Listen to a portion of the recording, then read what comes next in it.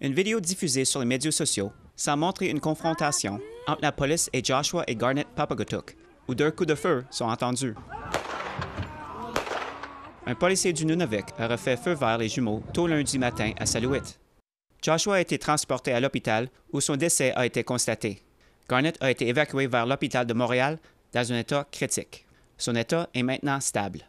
Le Bureau des enquêtes indépendants, organisme de surveillance provincial, a envoyé 5 enquêteurs dans le Nord pour analyser la fusillade.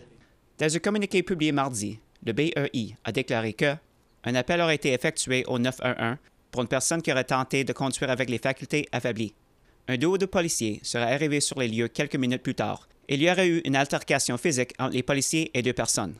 Le BEI affirme que les agents du SPN auraient utilisé des armes à choc électrique et du gaz poivré pour maîtriser les jumeaux, sans succès. À ce moment-là, un officier aurait ouvert le feu sur l'un des jumeaux, puis aurait continué à tirer sur l'autre, qui a également été blessé. Joshua Papagotuk est le 10e autochtone à mourir au Canada lors d'une interaction avec la police depuis la fin du mois d'août. Le Nunavik a un passé controversé en matière de recours à la force par la police. Entre juillet 2016 et septembre 2018, les services de police de Nunavik ont enregistré le taux le plus élevé des décès de civils au Québec. Selon le Bureau des enquêtes indépendantes, le SPN est à l'origine de plus de 4 % de tous les incidents incluant des décès ou blessures graves. La population du Nunavik représente 0,2 % de la population du Québec. Depuis 2016, le service de police du Nunavik a eu environ 26 fois plus d'altercations impliquant des décès ou des blessures graves que le service de police de Montréal. Des manifestations ont eu lieu dans un certain nombre de communautés de Nunavik, notamment à Salouit, Kuujjuaq et Qatak, en réaction à la fusillade. I'm so angry right now.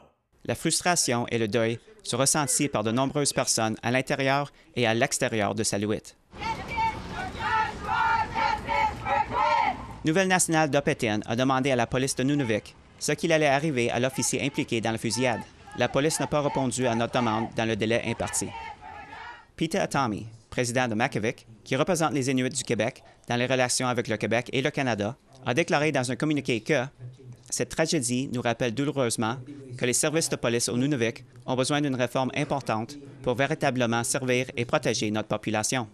Atami a ajouté que les méthodes de désescalade non létales doivent devenir une pratique courante.